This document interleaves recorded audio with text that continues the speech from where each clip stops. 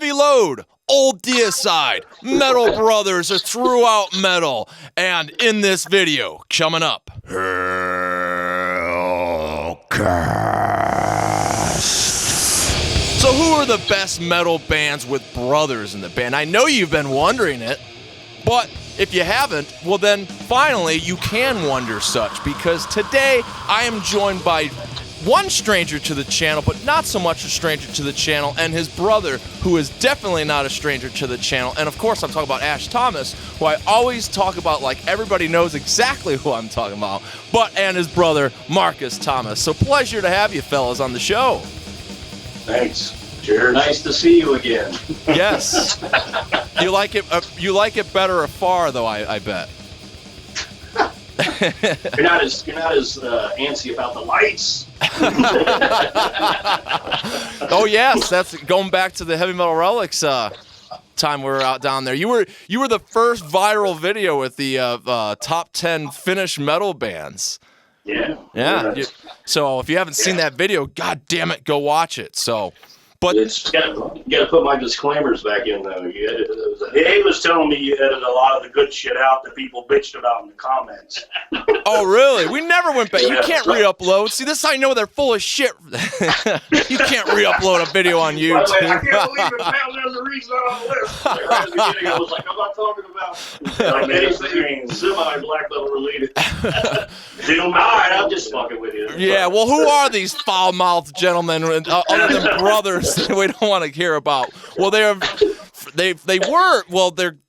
as today's conversation is going to take, as you've known it here, the Reaper Metal audience, the members of FAITHXTRACTOR, the founding members.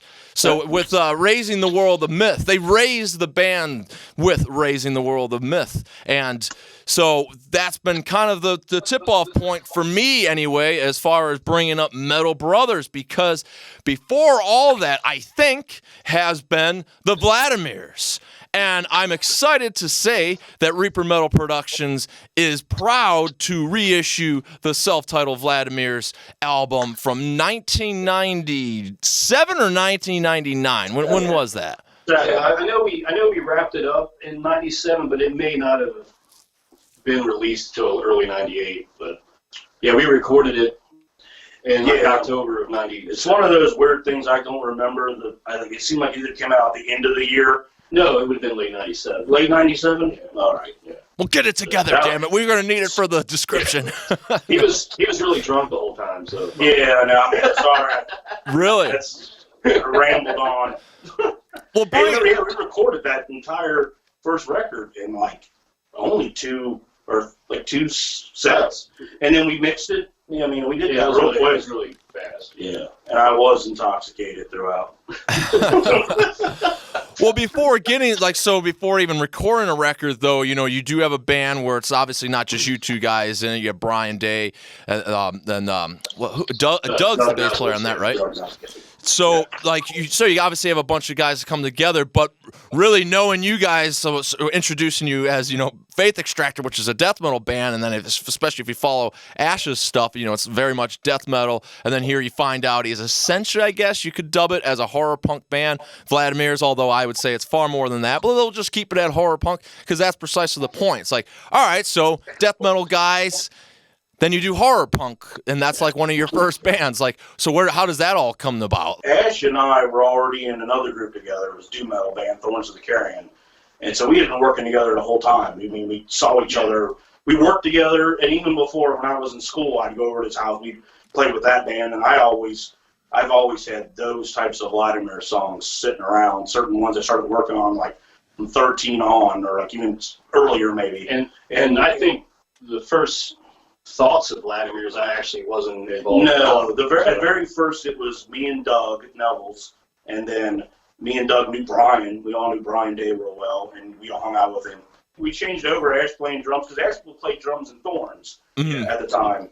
And it became a thing. We all came together, and we all were hanging out, and it became a thing. Like, it was cathartic to do the Vladimirs, because it was so much different than what the other bands we were doing, and it was real fun and easy. Yeah. And I could come in one day with like 3 or 4 songs at one practice, and everyone would learn them, and next week it'd been like we've been playing them for a long time. It was easy. And it was fun. We were just having fun. That's like the main thing. It was easy and fun. And that's, haven't had that for a long time. No, it's not fun anymore. Well, so has there been like a big Easy love and fun. of, What's that? Yeah, I know. well, so then like common, as you said, Thorns of Carrion, like being more of a, doom and then having death metal and stuff, like where does like the punk and really like, cause there's a lot, like I said, like with the Vladimirs, especially going throughout the catalog, you get a lot of different kinds of music with it. So like, where does that all come from? Because it doesn't seem like it comes with Ash. Like it seems like it's more of your thing, Marcus.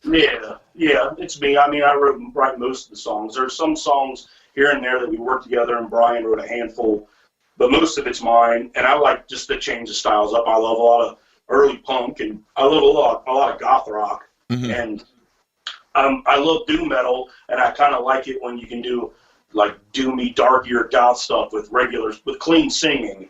It seems like, I don't know, some bands do that, they suck, and other bands don't. It's like, I really like that fine line between keeping it hard and still being able to, like, have melody, kind of like a early type of negative, like Slow Deep and Hard, where it's like hardcore and doom, where it's got that good, like, early, like Carnivore, Retaliation, that kind of stuff, where there's metal riffs, but there's still singing hooks, and I like that kind of shit a lot. So coming a little bit harder, as the fine gentleman, as you can recognize on the back, self-deeming that this is the #1 record here.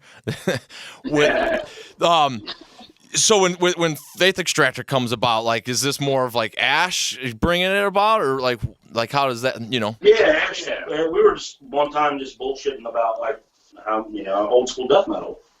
And you remember you called me one time, it's like, well, why don't we do something like that? Yeah. Well, I mean, because Estuary was the main band for me at the time, still an active band, but it was just so much more technical, and I just love like stripped down death metal, and that's kind of what it was so easy. And I'll be honest, that stemmed from channeling around all this simple like lo-fi stuff that I was like, fuck, it's like, I just thought it was funny. It was almost like, oh, you're in your bedroom and you're doing that, and somehow that automatically makes it good. I don't know what the fuck, But so that was just like, that was how that was. It was like, let's throw something together like that. Yeah, it was super. That's what that album was. Yeah. It's hard to repeat that. I mean, obviously, I get that. It's like it's hard for bands to like, let's just keep doing an album like that, because that gets boring too, Yeah. Right.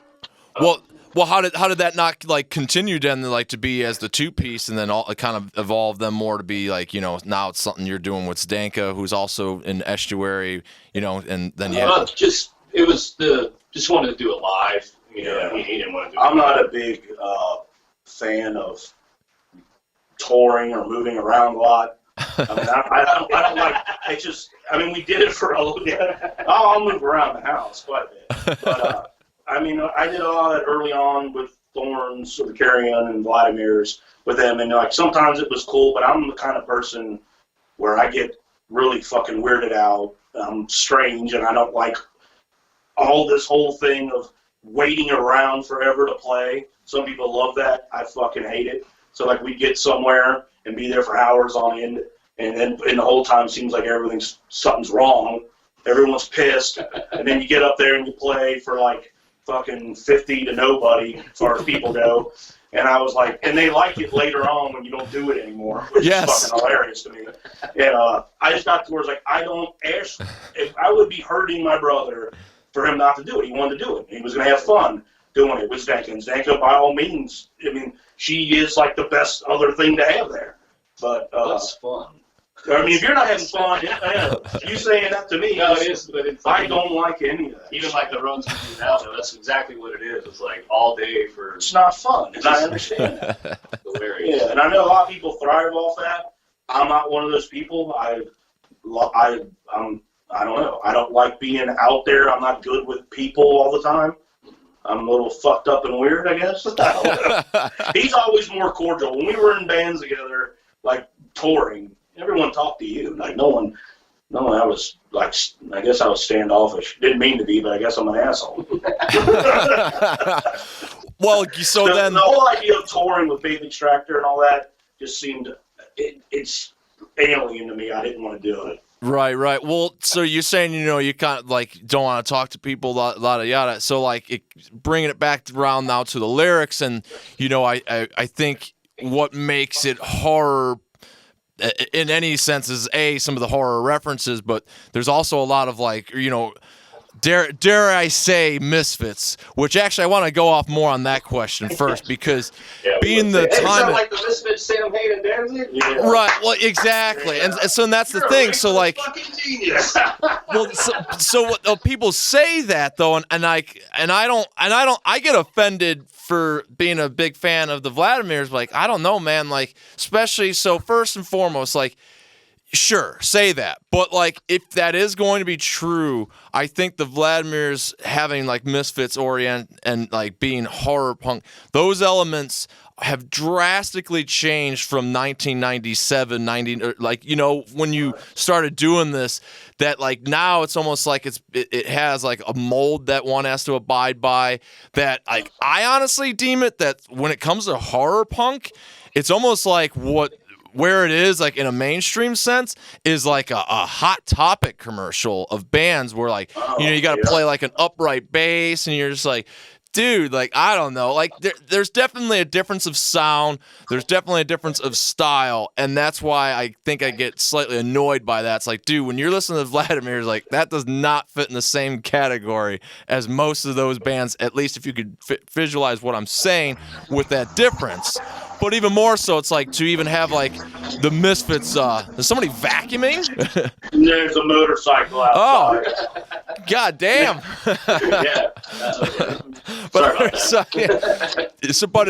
so when you have like that connection to like a Misfits sound, before it was like cool, I guess, to sound like the Misfits. Like, first off, is like that even a thing? Like, was it like even like intentional to like, you know what, I really like the Misfits, and maybe at that time like nobody even sounds like the Misfits because they might have been on like the Michael Graves era and like, fuck Glenn or something. I don't know. You get what I mean by that though? Yeah, as far as what you just said there about the Michael Graves stuff, that stuff's fine and everything. That didn't imprint on me, so I don't. Yeah. I love the Misfits, but with Danzig, the other stuff's good. I mean, but I'm not into like, I'm not what you would call like, I'm going to champion those records. But the whole fact of even saying that, I don't think, other than it's so fucked up to me that just the fact that I sing in this kind of song, I'm supposed to be compared to some other man who sings. Even though, I mean, I love Danzig and I love Elvis, I love Jim Morrison, Roy Orbison, Howlin' Wolf. There's Nick Cave, all sorts of people I fucking like. Right. But if you're in another band that's metal, where you're just like, how often do you hear someone say like, that fucking sounds like the guy that sounds like Chuck from Death? You can't. Well, we hear that. I'm talking shit. But very few people, when it comes to someone screaming and yelling, say, "Oh, they suck because they sound like that," or "They sound just like that." Right. And always saying that we sounded like the Misfits to me was fucked up. I mean, yeah, I love that band, and I think you can tell they were a huge influence on me. I mean, I was listening to them since I was like fucking 11 or 12 or some shit. So it was, of course, it was going to imprint on me, just like all the other bands that I love. Yeah. And I'm coming across somewhat hostile. I don't mean to be, but I just think it's fucked up when people immediately. I've had people say that to my face years ago. No one has said it lately, but about like, "Oh, you're just trying to be like the Misfits," and I completely disagree. I mean, maybe the closest things at this first record, as far as being, I love those old movies. I love fucking horror movies. And I was a monster kid growing up. It sucks that now you can fucking shit you were ridiculed for. You can go to a goddamn store and get an outfit. It's fucking hilarious to me. But right. And because I love the Ramones, I love old 60s rock and roll, and I do love the Misfits, and that's what I wanted to do at the time. I mean, hell, fuck. Yeah, here's the thing, man. Well, you agree. Yeah. The pain is there. It's going to say it. I mean, yeah, I know. Well, but so I want to. Here's the thing, maybe, is that the thing is, I just think the fact. Hold on, I'll tell that in a minute. Yeah, it's authentic though. It's like I didn't fucking ever sit there and go, I'm gonna sound and do a band like the Misfits. It just didn't occur to me. We started the band at such a young age too. I was just fucking wanting to play the songs that I was writing. Right. I never ever was like, man, we need to do a fucking album like that. I never. I'm not wired like that. So No, I agree. It's an authentic influence. Them and Sam, all Danzig shit. I like all that shit. So I agree so much. Apparently, I had it in the air already, and like so. Saying all that, it's entirely. I thought that and redeemed it for entirely of everything you kind of said, and mostly like vocally, because like while there might be like the fact that it'll be like a and or whatever kind of shout, it is very much your voice and your personality that is there. So it's like to be compared, I could see why like. Hearing you'd be slightly annoyed by it, like where it would come from, because that's entirely the point. Because everybody would cite Danzig, and if they would do like rockabilly leanings, which seems like is another thing that like if you're in a horror punk band, you gotta like do some kind of sort of rockabilly stuff and throw it in there. But if you do, you gotta have some Elvis, and it's just like everybody does that. And when I hear I think your voice, and particularly like the region you're from, so like having like that Cincinnati, not so southern, but a little bit more of the southern twang that's, very much to Cincinnati, it switches it up. You know what I mean? Like it doesn't throw in like some of the more country that everybody like always just goes to the same well. Like I think it's very much an embodied a character, and I like that character. So it's like, I always just thought it was cheapening the sound of the band, especially if you were just to read it and not listen to it. So I don't know. It was always a personal gripe, and I always wanted to kind of hear what you had to say about that. But even particularly too, it's like, dude, Misfits would love to have a drummer like Ash. It's nothing as good as that. Like it just not only is it metal drumming for otherwise like punk like music, but it's also way tighter than they would ever be on their best day. Like, so it's like, sorry, big. I know there's gonna be people like, how dare he say that? Let me like ask you, like, don't we think it's if you're gonna try to like create something to say I want to be just like this other band, isn't that fucked up? Like from the get go. I guess do a lot of people do that? I don't know. I want to sound just like this shit. There's a lot of. If you're not going to be fucking expressing who you are, then what's the point? And so I think I think that's a great maybe. Well, that's fucking horrible. Well, that's like the shit I don't care about. Well, so to ask me that, I think I'm probably a good example to ask, because a lot of it comes full circle. Because like, so me and Ash did a few Crucified Mortals releases, and the last album we did was Psalms of the Dead Choir. And so like bringing all this together, a fun fact is that you obviously did. Contributed also. The Thomas family has contributed to the Crucified Mortals catalog, in that on the song Bringer of Death there's those group shouts. So like to come full circle, like obviously I'm a big Vladimirs fan, and rather than like rip somebody off or whatever, like to answer your question, yeah, I wouldn't want to rip anybody off. And like I think that whenever I've been highly influenced, it's like when that song was coming about. Like I always thought that the Vladimirs, when there was gang vocals, it was always like really tough and just mean, like it was just shouted, and like like a lot of bands just have like wimpy gang vocals, especially in the thrash world. So like when it came to those, like, hey Ash, can you like get the Vladimirs gang together to do that? And that was very much like a fan, and like I would have never thought to ask that had I not been a fan of the band. And it's like, what I mean? So like that's just like, I guess a haphazard but maybe a great example of like where I think you could be like inspired but not like then go and rip off. So that would be my answer to it in a roundabout way, I guess. Cool. Yeah, inspiration's essential. Yeah. And just mimicking someone's bullshit, so, yeah. So getting kind of back to maybe the brother topic, and then, like, your lyrics. So, obviously, you're a lyricist that's largely based on horror, but I think there's a lot of, like, personal things there, because, you'll bring up, like, I saw you at the drive-in, or Can't Come Around Here No More. It's, like, about, murdering your significant other. So, like, Ash, like, when, Marcus comes down with, like, these lyrics that maybe that you could probably tell are like true to him, like, are you like, man, like I didn't really know that was like what you were thinking about that, because you probably would know, like, if I was dating somebody pissed about it, like, is there that dynamic there that's like, whoa, like what are you revealing? It's kind of like All the lyrics from the first album, like I read it, I'm laughing the whole time because they're so tongue in cheek. Like they're great. They're funny to us. It's like I mean, none of that's real, but like so it's just funny shit. I mean, back in the day, we had a copy of Street Trash that Ash just made a compilation of all the splatter every time someone blew up. Yeah, that was in like 90 or 91 when I got that fucking second VCR. Yeah. And it was just like, that shit to us, it was funny. It was like, well, but it was also, there was some meaning behind it, but like, I'm not going to ever kill a woman. The lyrics are so tongue-in-cheek. I loved it because it was witty and funny. Like, there wasn't really anything stupid about it at all. It was just fucking hilarious. It's all the shit that was like easy horror shit. Yeah. And all just being a horror movie junkie at a very young age, everything was about, it was fun to sing about, like, horrific death, because it's in real life is terrifying and fucked up, and it's fun to take the piss out of it.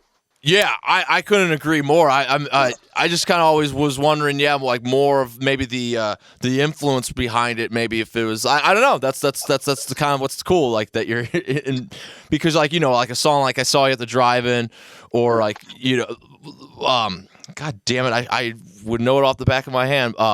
But On this side more, of town? yeah, like more of the ballady, I guess, for lack of a better term. You know what I mean? Like, it's presented in a way with feeling and emotion like that could be something you legitimately felt. And I get it. Like, of course, you're going to sell it that musically, but, like, it could also come from a place of, like, anger toward a situation and, and you're expressing it through the music. So, well, yeah, it most certainly did. It can be both things. Yeah. I mean, it most certainly, I meant it when I was singing it and when I wrote it, but I'm also aware of how fucking, it's funny and it's horrific. And I mean, I wasn't like I was just like, let me write the most, like some fucked up lyric just to scare people. Cause it's never like that. I was writing something that I was thinking.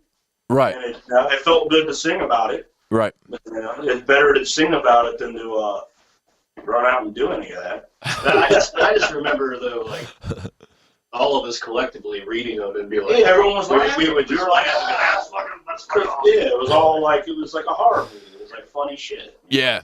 So especially in that voice, like the crooner voice with the singing it. I mean, the irony of singing a love song that's like about horrible things. Yeah. Which is misfitty, but it's also like the birthday party. Bands like that, Bauhaus did shit like that, and it's like, tons of bands done shit like that. But there's an irony to it that it isn't like, I mean, hell, I can't imagine being one of those people that's not self-aware who's like, oh, I was crooning. I mean these things like they're love. I mean, that's fucking ridiculous. Yeah. No, and those people exist, and we didn't know about them, and especially at the time of this coming out in the very early days of the internet, we didn't know they existed. But having said that, like the fucking Larry David shit. Having said that, I mean, I didn't write something that like it was meant to be like personal and horrible. Yeah. I mean, it was, yeah. I think all great, like, not that anything I have ever done is great, but all great art's brought about by pain and something terrible. I didn't want to, I mean, I don't even know what the fuck, I mean, some of them songs could have been real, especially off the first album, could have been real pop punky if I guess we were singing about something else, but right. That never even occurred to me. It brings together, like I said, it's a very metal band without being full on metal, and I think it drives in because especially talking about fucked up lyrics, like metal is the king of it. So it's very much there. But so you said like especially for the first album, and I mentioned it too. The horror movie reference. That you love a lot of those movies. So like, what are some of the movies that are referenced in on the album? What about Sheila as a Vampire? I'll kind of go down the list here, like maybe like see if there was one. Yeah, that was one of the how so many bands, especially. I mean, I love the Ramones and Cramps. Everybody did that kind of shit where like they had a girl's name. And I was going for that vibe with it, and I just went with Sheila as a Vampire. Yeah. Oh, okay. Alyssa the Grave Robber. Alyssa the Grave Robber was on the EP after that, which is her sister. Oh, really? Oh, speaking of kin, and I didn't know you had a sister. So there's a How many guys? Oh, no. I was saying that Alyssa's a grave robber, Sheila's sister. Oh, I got you. I was We had gonna a say. sister a long time ago, but she died when she was like 3. Fell in a well. I don't know whether to laugh or listen more. I didn't know that was true. Well, I'm pretty she had sure. a weird symbol on her arm, but no one really cared what happened to her because we were told she was bad. New song in the making right here. Well, so dialing it for the YouTube audience that's pissed coming here to hear I don't know what about like metal kin and brothers as I teased in the beginning. So obviously getting back to your true family, since there really isn't a sister, you liar. No. Oh, there's no sister. Yeah. So then there's just 3. Yeah. There's you, Marcus, and then Ash, and then what's your older brother's name? Brian. So Ryan. Sorry, Ryan. Brian got so now he doesn't do any music. No. Right. Well, no, he has some classics that he wrote, but they're ridiculous. Nothing that he wanted to publish. So, Yeah, he had a one-man band. He had a Solitary Death. Yeah. He had a band called Solitary Death, and the album opened up in '91 with him mowing the lawn and the dog next door barking. That was the extent of his music. Some early '90s relics there. Yeah, he's got a tape. So how did the musician gene escape him then? I don't know. He's really fucking brilliant with other shit. He'll tell you like some fucked up date. He can like, oh well, this president signed this thing in this fucking year. And he'll tell you baseball stats and football stats. He knows when Hulk Hogan and Paul Orndorff fucking both landed outside the cage at the same time. I can tell you what day that was and where he was. But every time I hand him a guitar, he actually puts his fingers on the fretboards. So it's like, yeah. He turns into Charlie Brown. Yeah, he's Charlie Brown. His tongue comes out, and he's like, I don't know what the fuck I'm doing. That's great. Yeah, but he's a math magician, so to speak. But he was always into the metal. Oh, yeah, he loved it. Especially growing up, him and I, he bought the CDs up on tapes, Yeah, Ryan's got a lot of stuff I got into at an early age just because of him. I mean, fuck, I was hearing really cool bands by the time I was like 8 or 9, and that wouldn't have been possible if it wasn't for Ryan. Yeah. Because he had to struggle, too. We were raised in a family that had a lot of evangelical leanings, and they get fucking weirded out by Motley Crue, Shout at the Devil, and within a year of having Shout at the Devil, there was like fucking Show No Mercy and everything. Right. So, they kind of gave up. Well, that's kind of funny. All that shit real young. It was cool. I mean, so I'm definitely particularly interested when it is like, brothers and bands, because it's totally, I'm obviously a musician myself. I've obviously have done creative things, and, I've done more of the creative things with my brothers. But as far as music goes, like, had an entirely different relationship. And so it's like, that when it comes to like a band, because you're doing shows, there's a lot more maybe butting of heads that could be involved, because it is around maybe a riff being good and an opinion that determines whether or not it's good. That if your brothers, especially ones that are just no stranger to maybe getting in fights, that it's just like, fuck you, that riff sucks.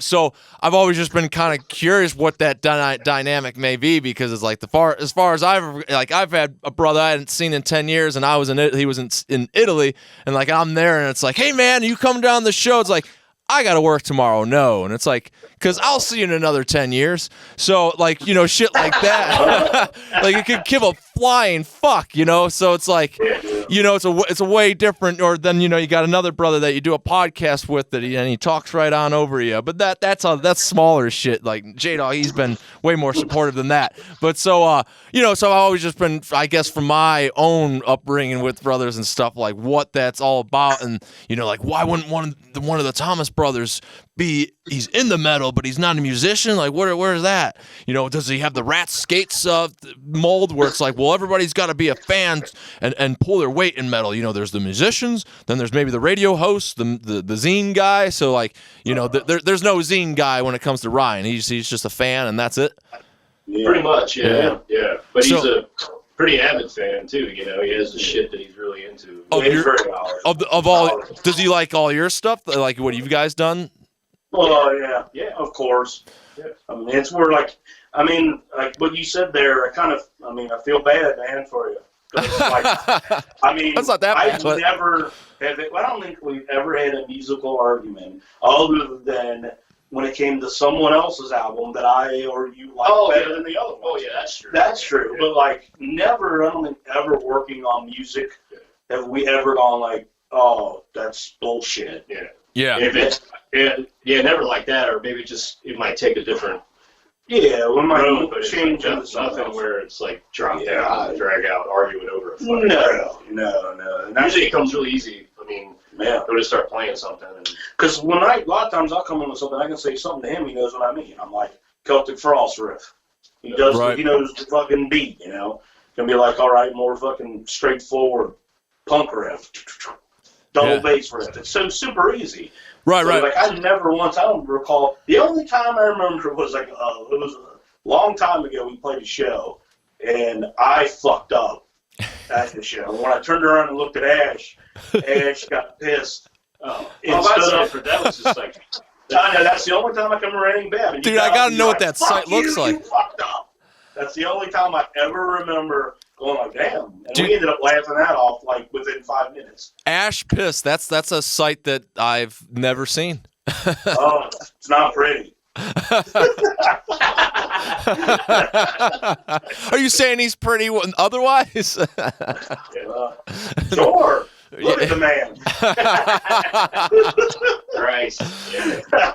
You know what's really like, so, curiously though, like back in the day, now when because you could look at the Vladimirs stuff, especially on the self-titled album, and you guys had the major Widow's Peak, like that was purely organic. Like you didn't like. Yeah, people ask that from time to time. That's we walk into places like, dude, it's my fucking hairline. Now I'm 42 and it's not as fucking big as it used to be. Right. Right. Well, I was. We got all sorts of people said one of the fucking album reviews we had. This asshole obviously didn't even look at it. Said like, here's the Mystic Clone Band with mascara and all. And I was like, when the fuck did we ever put on mascara? Well, that was the funny thing is they acted like we painted on the Widow's Peak. So there's going to be a series of cool concert footage, and then you can obviously see it on the release itself. But like old stuff from the Vladimirs here on the channel. And when Ash sent me the VHS tape so I can get it and upload it to the channel and stuff, Bridget from Heavy Metal Relics was watching and like, man, they both have like the Widows. Like, shit. Do you think that like they did that? I'm like, no. There's no way. There's no way knowing Ash that like he would deck him like I don't know. I just. Decking yourself out would not be like I don't even think like it's just If the only times we ever applied face paint, which was early on, was to reflect like death and anger. We've never been like, let's be glammy. Yeah, no. Look like Will-O-Wisp. Let me put this big fake. The only time we ever even did that though was like Halloween parties. Yeah, Halloween parties, and it was kind of like everybody was trying. And that one time we did it when we first started playing in like '96. We did it like in April of '96. Well, I conveniently don't remember that. Yeah, well, we did that shit. And that became a point of like, what the fuck is this about? It's more you go to a show that you're there for like 9 hours. Why paint your face? It's funny. I remember shit less when I was completely sober. Why is that? This could be this is a psychological episode. You really got to think hard on this. So what I was getting at though, pointing out the Widow's Peak though, is so did that have any? Because Vladimirs, when you're citing Vladimirs, I'm assuming, as maybe some people don't know what that connection with that name even be is essential, and then the parent vampire that it has with it is the whole story of how even Bram Stoker attributed his Dracula to be based upon Vlad the Impaler. I don't know if you're going that far, but the whole vampire attachment to Vladimirs, was the Widow's Peak look? Did that have anything like influencing you even coming up with the band name? Oh, absolutely not. No. We got these fuckers. That's what it was. Right. It's still pretty good. I never once thought ever in my life, like, look at this badass Widow's Peak I got. No, yeah, well, like maybe like somebody meant like I didn't think that, like, you know what I mean, like people just say that, you know. Oh, well, it's Eddie Monster. Oh yeah, Eddie Monster. We were fucking weirdo kids back then, so it was like, oh, here come the vampires or the Eddie Monsters. Here come these weirdos. So Yeah. because we look, because on top of it, we look the way we look, and I never ever thought about like the joke is I banged all their moms. Yeah, you hear that shit, you motherfuckers. Like, so, you know, like the story of like. Well, but you know, the name Vladimirs came from this Lithuanian philosopher named Vladimir Milkun, who believed there was multiple dimensions, and they killed him as a heretic. That's pretty cool. Well, also it means that it was easy to spell.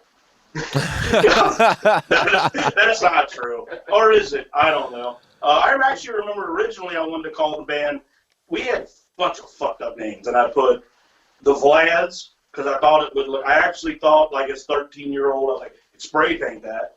And you were like, when I called the Vladimirs, because we were talking about bands at that time, like the Ventures and shit like that. And I like a lot of them old instrumental bands that, you know, kind of like early, what would become metal guitar was really like, really fucked up Spanish and like beach music. And the Ventures I thought was awesome. And I remember like, why don't you just make it full on the Vladimirs? And the only thing I thought might happen was people would think we were Russian. Oh, yeah. Well, I mean, obviously, I thought Vladimir. He had actually. Vladimir Yeah, it's Vlad Tepes. That's what you know. I like the whole point of this Yeah. interview was like divert away from that. Yeah. Generalization. Yeah, I know. It's funny. At the time, in like '95, when we named it, it didn't seem as cliche. Like now, you know, now it just seems like a band trying to be a horror band. I agree. Widow's Peaks, whatever the hell's, it doesn't matter because this album is badass. I couldn't be any more fucking proud, honestly, when it comes to like doing releases and stuff. I've had my fair share of being behind records and stuff, and I gotta honestly say, when I just started to do podcasts and anything creative, the last thing I honestly wanted to do was start putting out releases because of everything that comes with it. So the fact that I'm like, I'm gonna be putting out shit that means a lot to me, and this release definitely means a shit ton to me. I could tell you a long story about it, but I'll keep it short and sweet. In that the first time I even got to know the Vladimirs, I introduced it to J-Dog, who does HELLCAST with me, and I was a big fan myself, collecting all the records, bought them outright from the band, and there was one thing that I was missing, that I was at Jim Kanya, Jim Sadis from Nunslaughter's house, carpooling to practice, I think it was, in his metal room, going through it, and I pulled out, I was like, holy shit, a Vladimirs album I've never heard of, the self-titled, like, oh yeah, I've had it. It's like, fuck man, like, I've never heard of this, I don't think they have copies of it, like, you know, and he wasn't like entirely as excited about it as I was. And Jim was always excited to just give out shit for free. But somehow on this one, he was a little bit like apprehensive, but like he's not going to give it away. And I'm like, fuck, man, like just give it to me. I'll buy it off you. Like, no. And then he finally like gave it to me. I'm like, fuck. So that was the copy of this CD that I went and later I found out, I was like, how rare it even was. It's like, dude, there's only like 100 copies ever pressed of it. No. I mean, we pressed 300 of that. I think the reissue's 300, correct? Yeah. Which is you know. Well, we're starting out. We're starting out. You know, we got to test the waters here. But I'm saying It was like 300. It was 300. It was 300 from the get-go. Yeah, but you know, all the other ones after that, you know, There were a lot of burns and shit. Yeah. And we just thought it was interesting when we pressed that 300 was a number with the pressing plan at the time, and then all of a sudden it was like, oh, we can get 1,000 for the price we got 300 for a year ago. So, and that was kind of like, it was like 98 is like right when the CD industry really changed, like the pressing industry. Yeah. We were like, wow, it's like, it's kind of funny just witnessing that, like, and actually being like involved in it. Like, oh fuck, now we can get 1,000 for the same price. And oh yeah, and that's totally been the mentality of the underground for forever. Is like just do 1,000 and then you know, because you get them cheap. Where like it's become more affordable. And I'm honestly like going back to me not wanting to do releases. That was kind of why I was like, dude, so I'm gonna be stuck with 1,000 CDs, spending all this time like distributing it like through trades and shit that you just get more to sell. It's like if I'm gonna do anything, I want to concentrate on the release itself. So that's why, yes, dear viewer, that's why I would do 300 copies of anything. And I mean, it's kind of like a proven point. I mean, it's like, you know, it's as widespread as this is, and as many people there are into it, the lower quantity. I mean, it's just realistic, you know. Yeah, that's my objective with Reaper Metal stuff. At least is get to the fan first, and if you sell out and need more, then we'll do it. So make this release successful because it's near and dear. I have the original copy, and now we've gone through, remixed it, and I got to master that, so it's even cooler. That you know, even apply abilities and things that I love doing. You know, an all-around hands-on, but also just a huge favorite release of mine. So Vladimirs self-titled with a brand new cut. Well, the cover's kind of reminiscent to the original. Like it's really fucking cool to be a part of it. So everybody that's ever heard you guys through the years introducing has always been very ecstatic about how like just they're not just a fan, they're like a huge fan. So I hope that we'll achieve the same with this reissue. But so here is me inviting you to grab a copy, Reaper Metal. It's all the link is in the description. You know the drill. If you especially have been watching these videos for as long as I hope that you have. And if that's not the case, well then do all that YouTube bullshit. Subscribe, like it. Don't do the smash and all that dumb bullshit that people add to it. Just simply hit a thumbs up, hit a subscribe, do the bell thing, and if you do all that, that means I'll be able to talk to you next time.